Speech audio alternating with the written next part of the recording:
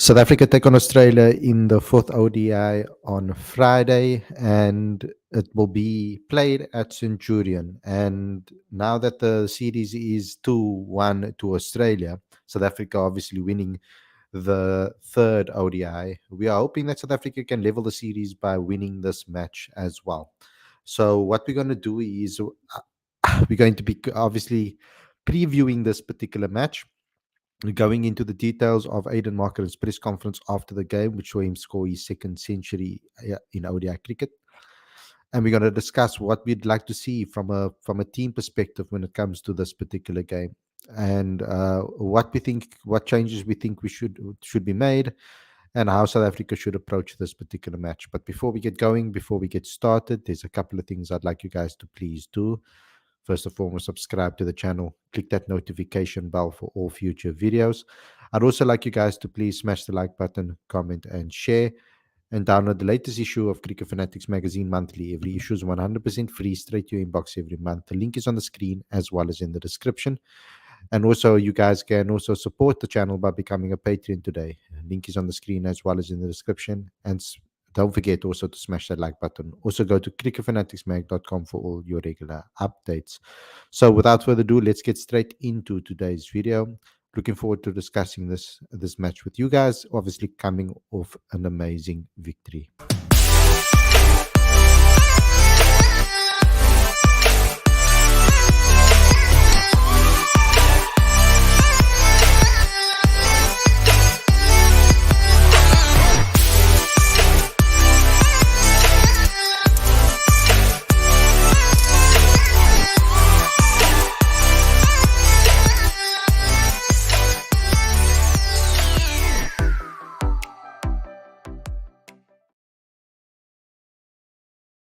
Good evening and welcome to Cricket Fanatics Magazine. This is your preview show. I'm your host Khalid Mohideen, and this is the show where we talk about all the major talking points in South African cricket, but particularly we talk about the fourth ODI between South Africa and Australia. So what we're going to be doing in this particular match, in this particular preview, is obviously go through what we think is going to take place. We're also going to go through some of maybe the team, um, with regards to what that's going to happen with the team, who we think is going to be selected, and what we think is going to take place from a South African point of view, and how important this is going to be, for example, for South Africa, because we're obviously hoping that we can come back, and we're obviously hoping that we will be able to play an amazing game, and also we hope that we can come together as a team and continuously grow throughout this particular series, because we don't want to go into the series or into the World Cup without having the momentum that we need, without being in the right mentality as well. So let's do this. Let's go into this. I'm gonna start off with Aiden Markram's post-match press conference after the game, because I do think that there's something that is important to speak about, to get some insights into what they thought after the game, and also to get some thoughts into how they're going to approach the next game. So let's start with Aiden's presser before we go into the team and what we think, or who we think we should play in this particular match. So much for joining us for tonight's post-match press conference, featuring Aiden Markram following the third Betway ODI between South Africa and Australia here in Potchefstroom. We will look to start with those who have joined us online. So we'll start with Nathan, then Firdous. Thank you very much, Lucy. Aiden, you can smile, by the way. You scored 100. Hey, man. It's chilly here, so I don't quite enjoy the cold, so we're fighting through. No, I'm joking. I'm just carrying on from what Pommy said earlier. Joke aside, how were you guys able to bring it together after losing the T20 series and losing 2 ODIs? Yeah, ultimately we played better cricket tonight as a team. Quite a tricky sort of wicket. We felt like almost never really quite feeling in, but managed to play better cricket in all three facets. Still obviously areas to improve on, but much closer towards the standards that we set for ourselves. And I suppose if we're playing towards those standards or close to those standards, at least we'll be competing well. And when we're up to those standards, we'll be doing nicely as a team. So I suppose I would put it down to that. And yeah, fortunately, a nice turnaround for us. Yeah, so that is something that we did say we want to see improvement on. We mentioned this before the game, in our preview of the last game, that we want to see an intensity increase and we want to see us improve with regards to our attitudes on the field and in the field, etc. And also the basics needs to be done correctly. Now, the game did go through a little bit of waves, and patches where South Africa, particularly with the ball in the first innings, it was underwhelming, I would say. We looked like we were starting to slouch, and our body language looked like it wasn't really energized, and we did look a little bit off. And then this man right here, Aiden Markram, made a good stop. He saved a boundary with a massive dive.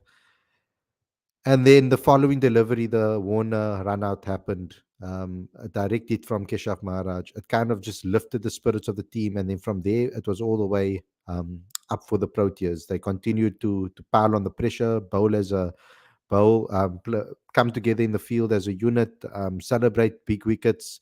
And the team's tails were up. And that's something that I would like to see them do from the get-go. I think they need to go and play with that intensity from the start of the game and not wait for a particular moment to maybe wake them up. South Africa does seem to be a team in the past that relies on um, one major saving performance. And I think that this time around, we need to play as a team and as a unit, and make sure that the spirits in the camp and the team is at a high, so that we can continuously win certain moments within the game by pure energy and putting in that amount of intent. It can really change the team's the outcome of a match, and that's something that we need to do at a regular basis, continuously play in that way. So let's go and continue this presser. Thanks, Nathan, for those. Thanks, Lucy. Hi, Aiden. Well batted. Aiden, it looked like it was quite a difficult surface to kind of know when to accelerate. I mean, even Connie sort of bided his time up front, and then your last 50 runs came off three balls. Just can you talk us through that process? Like, how did you know when it was time to put foot? Yeah, it was sort of, we're trying to build partnerships on a wicket like that. I don't think it's quite easy for new batters to start on those wickets. And I mean, when you have to walk in and just try to smoke it from ball one on a wicket like that, it can be quite challenging. So the idea was always to get partnerships sort of at least starting to develop before pulling trigger. Lost a couple of wickets towards the back end, and obviously would have had to delay that pulling of the trigger. But in hindsight, it worked out quite nicely for us. I thought Marco played a fantastic knock for us there towards the back end. To strike at 200 at that stage of the game on that wicket was fantastic. And then Cici and I could almost just ride on that momentum to finish it off. Thanks for those. Telford? Thanks, Lucy. How's it, Aiden?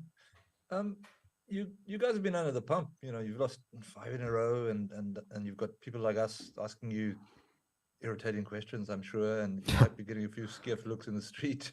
And I just as a human, not as a cricketer, how does it feel when things come together as well as they did tonight?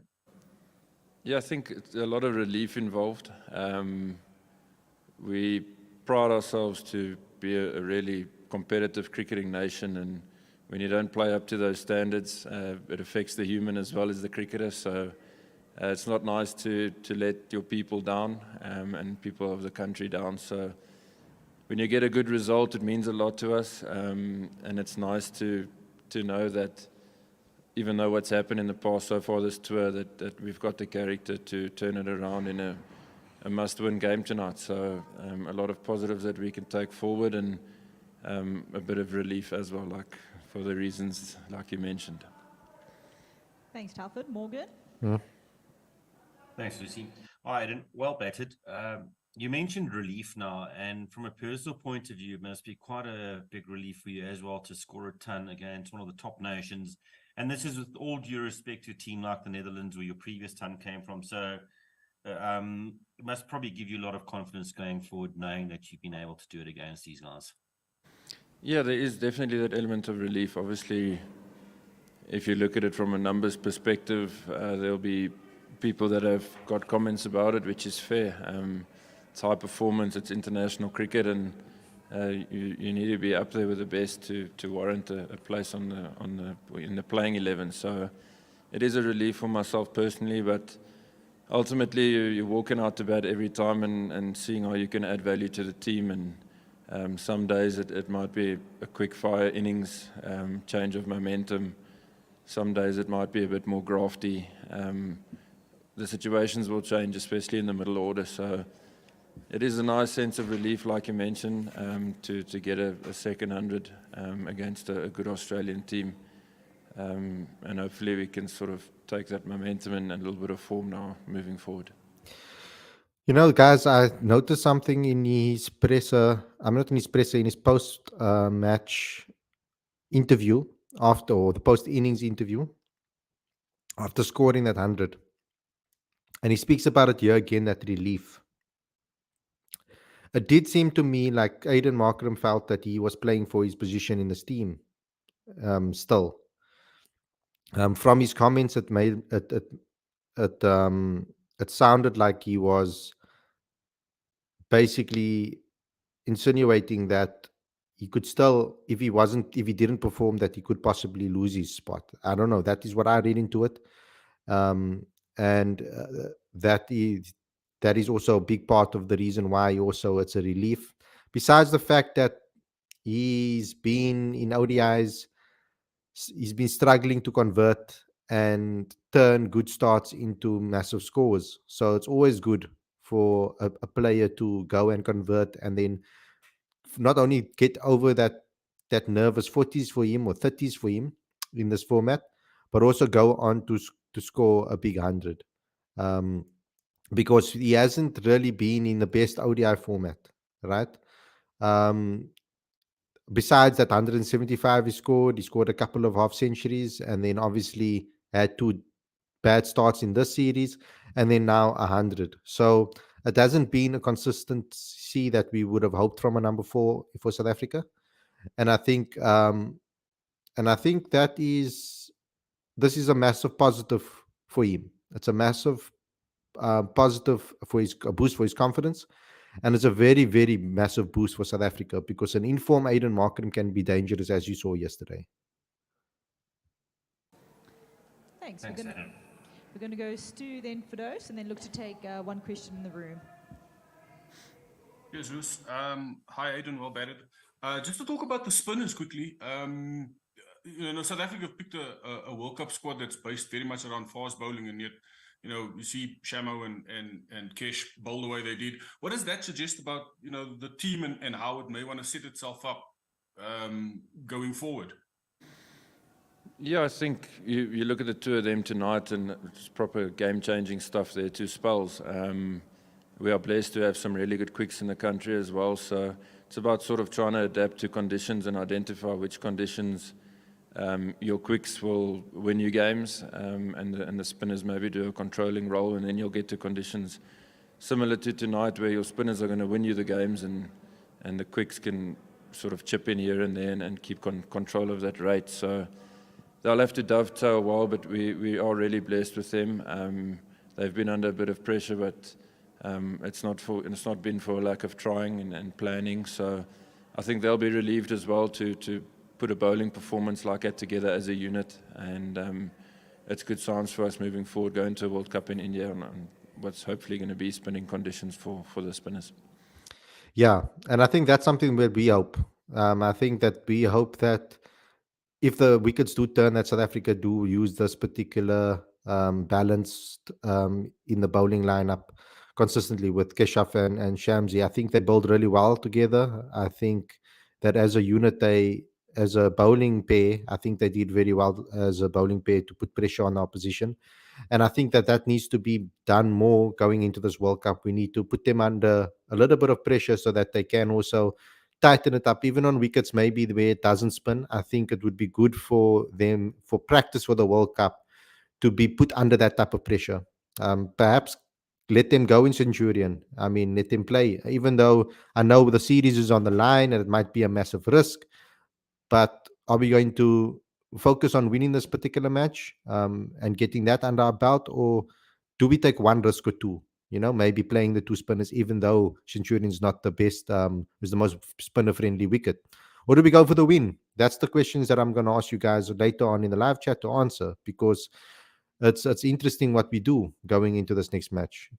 Because obviously, if we go for the win, then four seamers is going to be the answer. If we want to play the best bowling attack we can play for these particular conditions. Now we don't have one of our best bowlers currently. You went for scans yesterday, Andrik Nokia. I have inquired about what happened with regards to him and whether he's okay. Haven't had a response quite yet, but we will obviously let you guys know on cricketfanaticsmag.com when that update has happened, and when there's an update on that. And then obviously later on in a show, we will then update you as well on what the details are. So let's continue. Thanks, Stu, for those. Aiden, I don't know if you know, but Bafana won earlier today, and obviously the box won on the weekend, and there's these two World Cups going to happen at around about the same time. Do you guys feel like you maybe part of something bigger, or just what's the vibe around being a national sport playing a big tournament while another national sport's also playing a big tournament? Yeah, it's huge for us. You have the opportunity to inspire people from South Africa, and if we're in a position to do that, and we can do that, it would mean a lot to us as a team. So, I mean, you watch a team like the Box, what they've done over the past few years it's inspiring towards us as a Proteas team, and motivating in a way as well. So if we can make lives in South Africa better through putting on good performances, nice and consistently, and doing well at a World Cup, it'll mean a lot to us as a team. Thanks for those. One last one in the room. The votary from Potch Harold, well played as well today. Just the Potch crowd today, how do you rate that in the country, and do you feel this is a good confidence boost heading to the next two games in the series? Yeah, it's always a great crowd here, especially when it's varsity time. The students tend to pull in and really enjoy themselves and create a nice, unique atmosphere. So we do definitely enjoy playing here. We enjoy playing here when the students are here, for that exact reason. And hopefully we can take this bit of momentum into Centurion.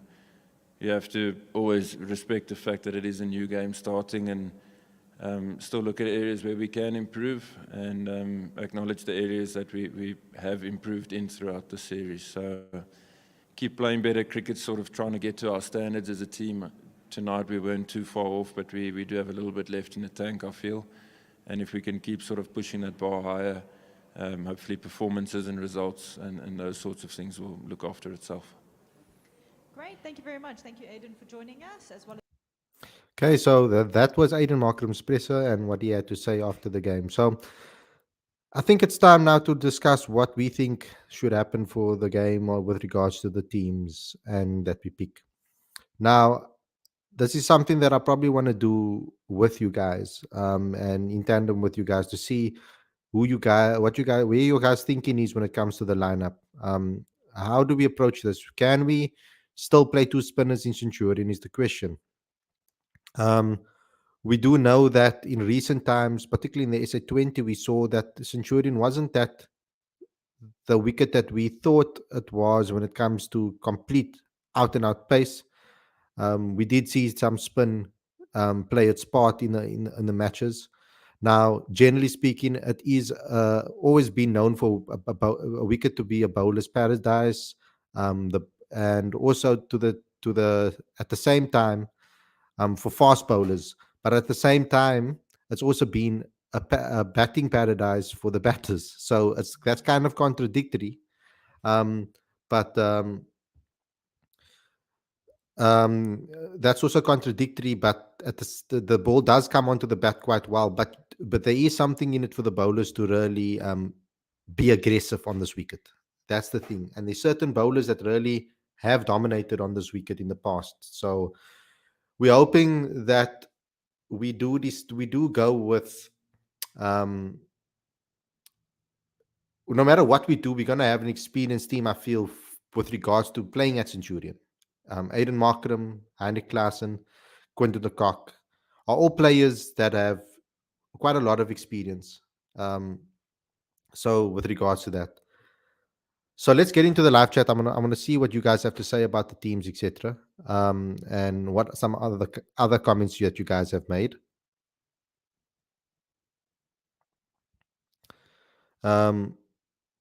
Ayanda saying all of Temba, Quinny, Source, and Klaassen are amongst runs going into the World Cup, and I know for a fact Rassi and Miller will come right too, says Ayanda. I got any news on Nokia after you went for scans yesterday. Really hope it's not too serious. I got an update. We should have one in the next 24 hours or so with regards to what's happening with him. So yeah, we'll know very soon what's going to happen with him in the next 24 hours. What's going to happen with him. So yeah, so let me just check the message to see if it. Yeah, so we should have one in the next 24 hours or so. So I just got that update right now. So we'll have to wait and see what's going to be happening with Andrich. Okay, so I hope it's not too serious as well because we're going to need him. Just wondering what wins a World Cup, runs or wicket takers or all around runs, wickets, and fielding. I think it's a combination of everything. But for me, I think what wins the World Cup is being on top in big moments. I think that's what really in the momentum shifts. If you can dominate the momentum shifts or control the momentum of the game, I think that's what really wins a World Cup. The performing when the pressure moments are at its peak. So taking the big moments is so important. We've seen that's how South Africa lost World Cups in the past. People will point towards certain aspects. For example, the run out in 1999, the drop catch from Herschel Gibbs, calculating incorrectly with regards to the scoreboard. Uh, there's there's been incidences where with Dale Steyn in the 2015 World Cup and other bowlers in that particular World Cup that maybe didn't bowl well enough at the end, at the death. There's been many occasions in the World Cups that South Africa haven't necessarily come out on top in the big moments. Now, I do think playing with an high intensity and belief is important. To keep the spirits high is important when you're trying to beat a top team because that can be the difference or the decider between a victory and a defeat. No matter how much confidence Australia had in this game, as good as they are, regardless of whether that catch was given or not given, I think they should, as a team, they should have brushed that off as a top team. Top teams do that. They don't then capitulate like they did. So I'm hoping that South Africa will be able to play at a certain level consistently at a high intensity because that will be the decider for me on whether they win the World Cup or not.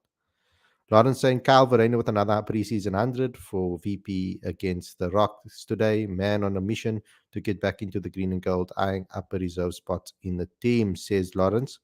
Kyle Verreynne has a big season as captain in the ODIs, there for sure. And in the one days, might get it since Quinny is retiring. However, Ryan Rickleton is my preferred reserve, says Ayanda. Australia are kind of Aiden's favorite opponents. He has 100 in both Tests and ODI versus them. Yeah, he's played pretty well against Australia in the past. Lawrence saying Markram's last 5 ODI knocks of 51 not out, 175, 19, 4, and 102, I think it was. It seems he's getting to base in all out in this ODI format. Let's hope so.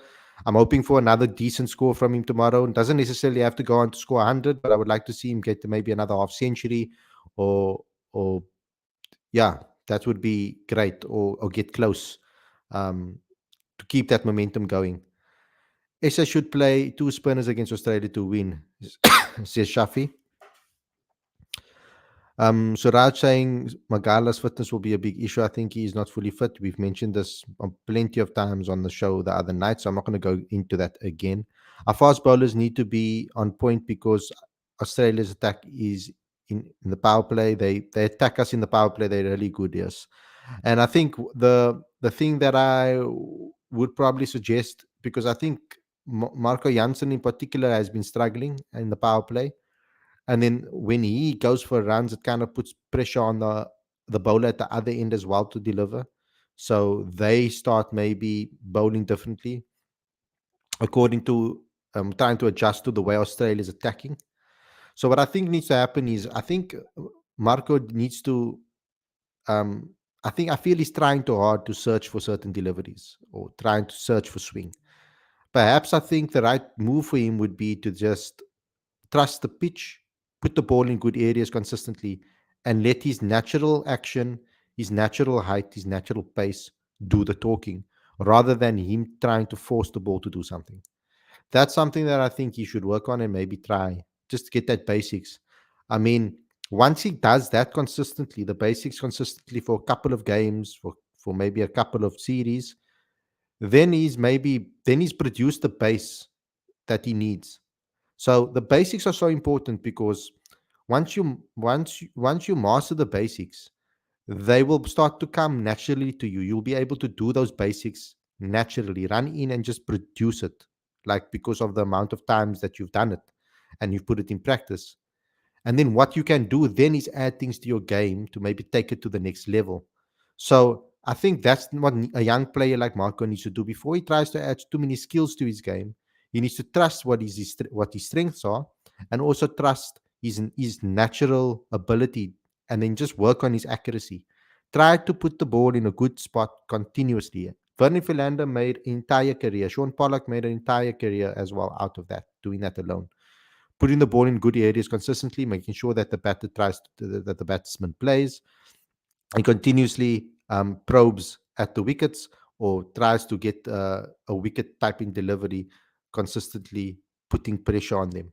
Right, and I think that Marco has the ability and skill to do so. He has a good Yorker as well. Maybe he needs to maybe just work on that as an extra skill, and try to nail that more often because he does use it. He's used it quite a bit in the past, and I think that is something that he can probably polish up quite quickly. So that's what I think should happen with regards to Marco in the power play.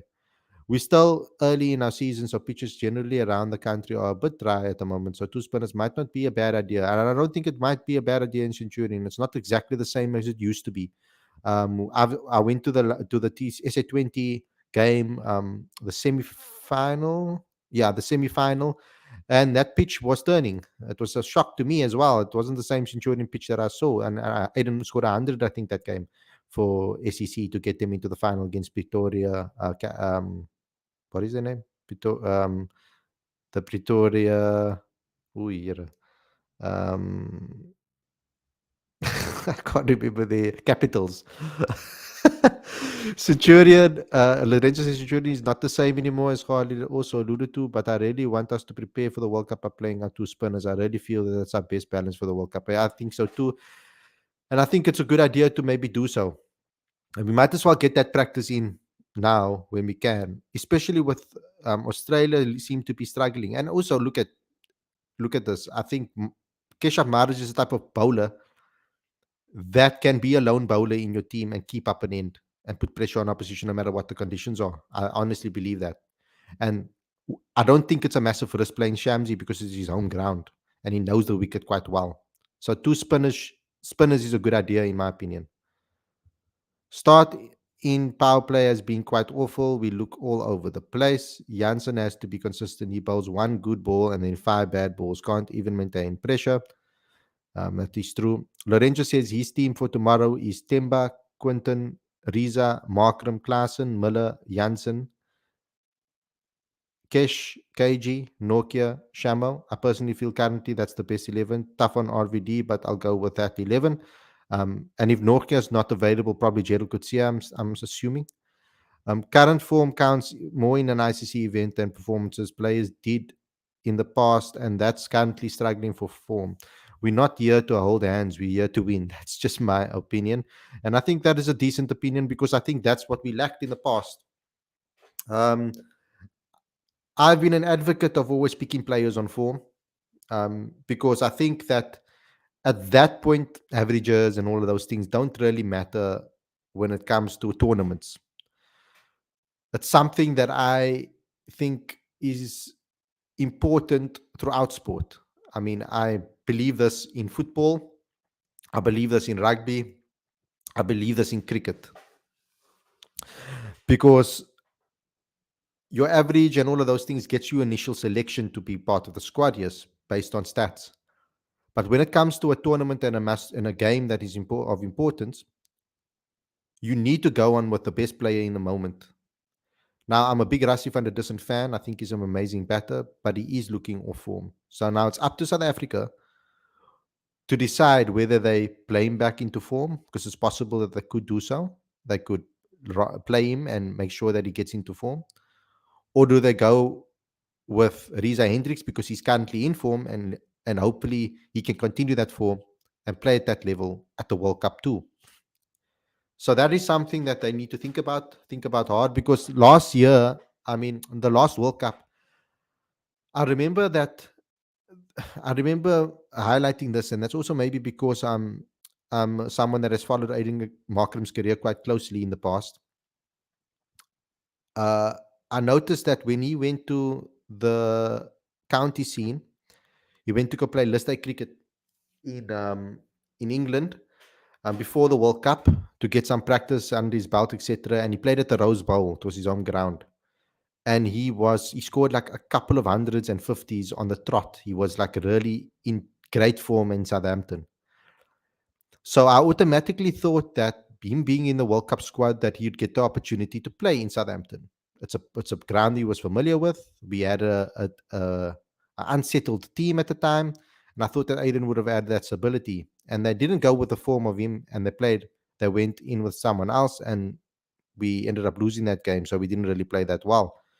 So we've also seen in the past with regard to the T20 World Cup, we've seen South Africa had Riza in form and they decided to go with other players instead and not pick him in the starting 11s, and it went horribly bad. So I wouldn't want to see that happen again in another World Cup. Let's try to do maybe something different. If a player is in form, I think they should play.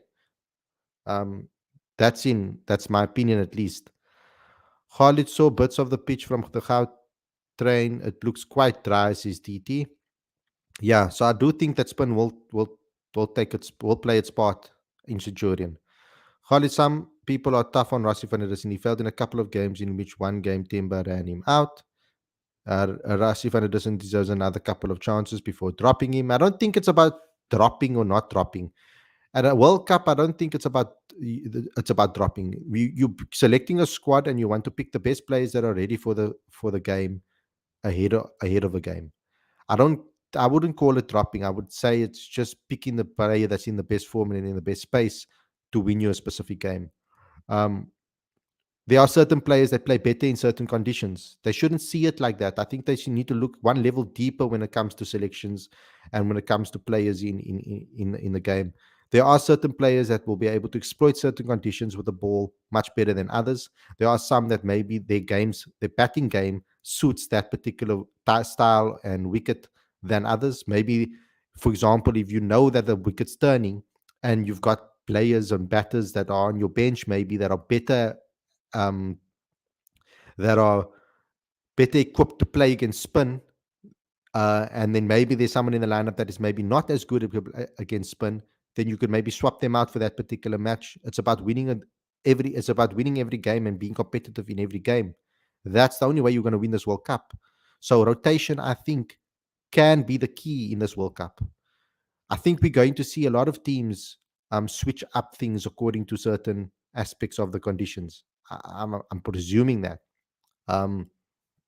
because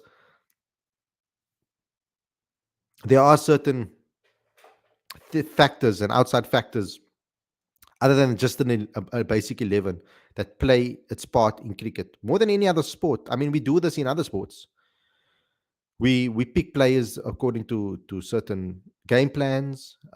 We will drop certain players according to game plans or according to certain things that we want to try to implement. And in cricket, the details are even more important than in any other sport. You've got outside factors that affect the game literally, like conditions, pitches, all of those type of which bowlers are bowling on the day. There's a whole lot of things that alter the way a game can go. So why are we so strict with starting 11s and who should play when it comes to tournaments? Why not try to think out of the box and maybe try to pick the best 11 for that conditions? There might be certain games that KG doesn't play, or Anrich doesn't play, or Aiden doesn't play, or whatever the case may be, or Quinny doesn't play, or Temba doesn't play. That we decide to go with maybe someone else for that particular game because we think they would be able to do a better job in those particular conditions. This is a thought. Maybe there's something out of the box, something to think about. Um, I'm no coach, but just something that we maybe that I've never seen explored before, maybe. And I think maybe that might be something that could be something different because we're gonna need something different to try and get an advantage over the opposition.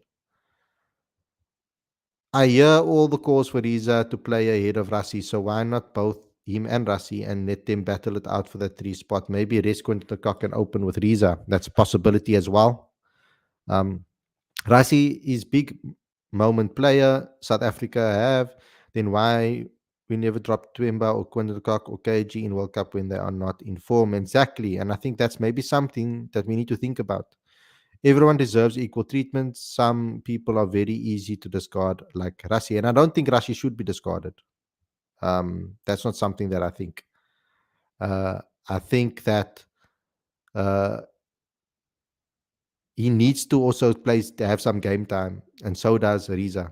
Um, so let's see what happens. Riza can't play number 3. He bats too slow, says OP Blitz. He's an opener. I don't necessarily agree with that. I don't think your number 3 necessarily has to be a very quick batter, especially when you lose an early wicket, which often happens with the Proteas. Um, I don't think he batted that slow against Australia in the last game.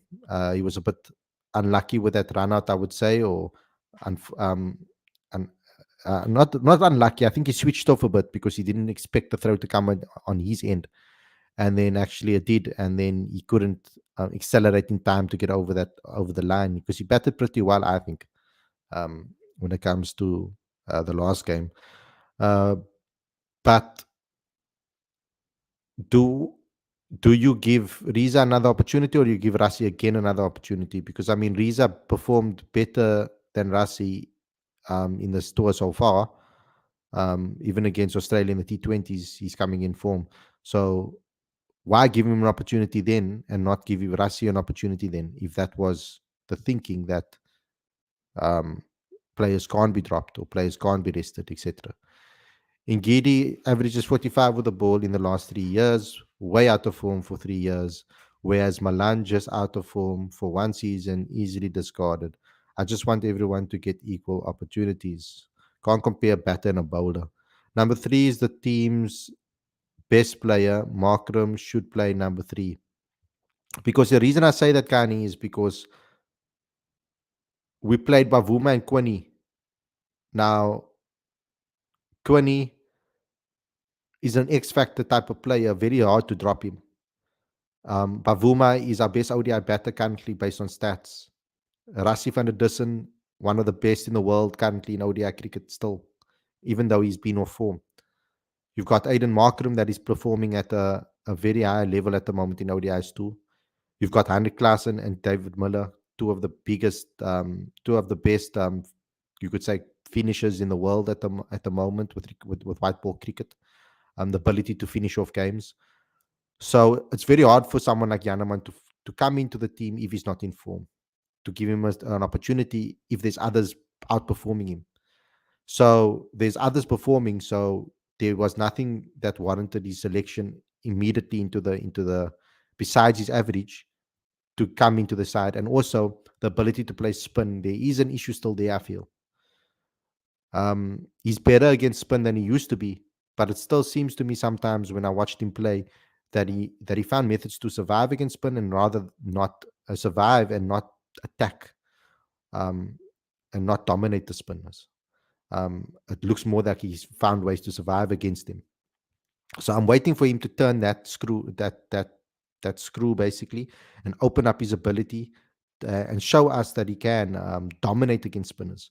It's going to be a good season this season in the One Day Cup for him to show us that for playing for Boland or playing for Paul Royals. Rossi has not, or Paul Rocks. Rossi has not been in any form for a long time, and Riza is doing good. Every opportunity he gets. To me, Riza should bat at 3, says Sarath.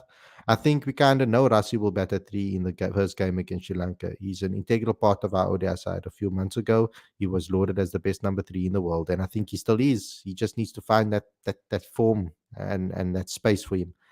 It's always been unfair on Riza since 2019 World Cup. It has been. We can't go with stats. We need to give opportunities to people who perform and are in form currently. And I think that is something we maybe need to change and try.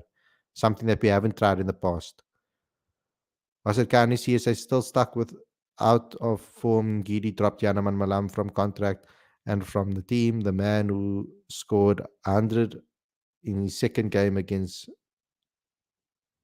Quality Stark, Cummins, and Hazelwood. Yeah, so there is, so Yanaman is someone that I feel that needs to get another opportunity to come back in the team. There's still time. He's still young, so there is still time for him to come back and to make that and replace Quinton de Kock when he retires after the series. Yanaman has a good list A competition now. I think why that happened is because when you look at our bowlers, there aren't many bowlers that can bowl 140 in the country. So it's very hard to replace bowlers in South Africa. Now, Lazard Williams has been getting a hell of a lot of chances, and I think he deserves it. And he's taken his opportunities when he got the opportunity. So I don't think Lungi is safe completely. He needs to work and he needs to put in the effort. We should go with the same team. The winning combination, says Sarath. Good headache to have, though. Play the best number 3 in the world or in the inform Riza. That's what we need to be successful, says Lawrence. Reason why our team can't play against spin properly because they don't practice against many spinners in our team. Also, what another thing is that our best players against spin, I think Bavuma is pretty good against spinners. I think that Hanne Klaasen is very good against spin as well. And Heinrich Klaasen didn't come off in the last match. So I think it's time for David Miller and Heinrich Klaasen to show us their abilities in this match. They showed us glimpses in the previous game. But let's see what they do in this match to try and make it 2-2 if they can be the heroes for South Africa. But I would like another team batting performance. I would like everybody to put in some, have some contributions. I mean, South Africa's whole top 4 contributed in the last match, which was excellent to see for change. We haven't seen that in a very long time. And then in the previous match, they did also, a lot of them contributed, but couldn't get that over the line and push on and get those milestones, and that ended up losing us the match as well. So we need to keep consistency with regards to that. If every single batter can contribute with some sort of performance, we'll be in a good space majority of games. So let's keep that consistency going. It's only Klaasen who attacks spin in all of other South African batters always looks to survive, including Bavuma too, not only Yanaman Malan. Akani says, I agree with you, Khalid, but what I'm saying is not every player are getting equal opportunities like others like Linda and Williams. With Linda, there's another issue. I don't know what the issue is. I don't think it's got to do with his ability or anything. I think there's some other issues over there that maybe we don't know. That's behind the scenes maybe. So we can't really account that to his talent. It's more poor execution from both Klaasen and Miller so far this series. Not panicking when it comes to them. They will come good. Yeah, I'm not panicking either. But they need to get back into some sort of form heading into this World Cup. But what makes them brilliant is they pull out performances out of nowhere. You're like, oh no, they're out of form. We start talking about them, maybe criticizing them, and then all of a sudden, the next game, bam, bam, out the ground, they're playing like masters again. So you never know. Only there's lots of talented black bowlers who can replace Ngidi. Why does it have to be black? Why do you have to mention it? Mention that, like Ukule Stele, Tano Ntini, Mhlale Mpongwana, Liva Ntanzi, Kwena Mapaka. You mentioning a whole lot of bowlers that bowl 128, 130, 130s speeds. Liva Ntanzi's been injured for entire 2 years. Ukule Stele, yes, he's come good this season. And Kwena Mapaka, he's still a teenager. He still must write matric. So, like, yes, you mentioned a whole lot of names. Unfortunately, Lungi, what we can't take away from Lungi is experience. And all players go off form. And I don't know why there's a big cry when Lungi Ngidi goes off form and when certain players go off form, but when others go off form, there isn't a big cry. So then there needs to be a balance with regards to criticism too, I think. Not only when it comes to opportunities, but also criticism, because we only seem to criticize certain players that comes across certain times. So yes, Lungin Gidi, and I've criticized him on the channel. I said that he needs to come good and he needs to come into form. We know the talent of Lungin Gidi. Now, do we just let him do it on his own, or do we give him a booster to try and get back into form? Because we know when he's on song and he can be very dangerous, and we know how dangerous he can be in India. We've seen him play when he played for the Chennai Super Kings back then. He got opportunities to play. He was one of the best bowlers in the team, and he did really well, and he was integral to them winning that trophy with the way he bowled. And we know that he has that in him. So it's integral that we do support him as well and give him opportunities. Remember that Lungi hadn't played international cricket or any cricket, not even in the leagues around the world. He wasn't playing any matches. So it's natural for players to look a little bit out of form and not looking in the um, and getting in the groove immediately. It's going to take them some time in games. And I don't think necessarily that Lungi is going to be the number one bowler in the side when we pick our best team. I think KG and Andy are ahead of him. And I think to an extent, Gerald Kutsia too at the moment because of his pace. So he's in the squad. He's part of the players because of the experience he has and the ability that he gives.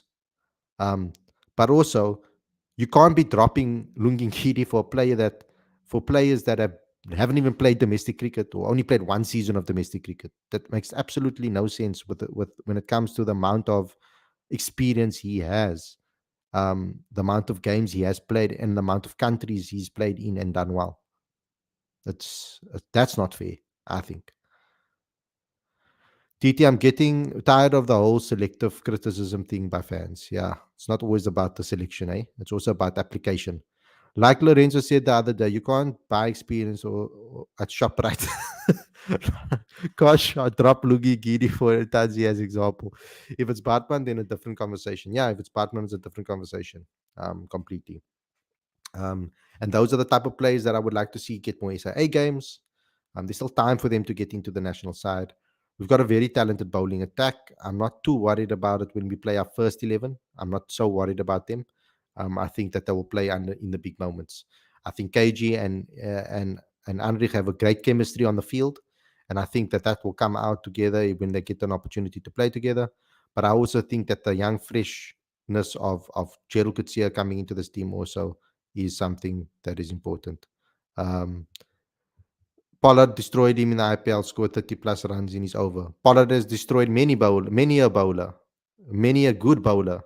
So that is not an indication of how good a player is. Anyway, guys, thanks a lot for tuning in. The game will be in Centurion.